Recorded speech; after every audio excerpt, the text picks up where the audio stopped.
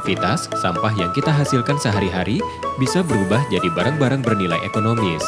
Aneka pajangan inilah contohnya.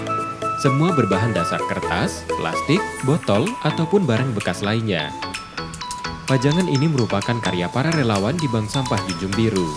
Mereka mengubah sampah menjadi aksesoris, miniatur motor dan mobil, dan beragam bentuk lainnya. Bank sampah ini mendapat bahan baku sampah dari warga dan pelajar.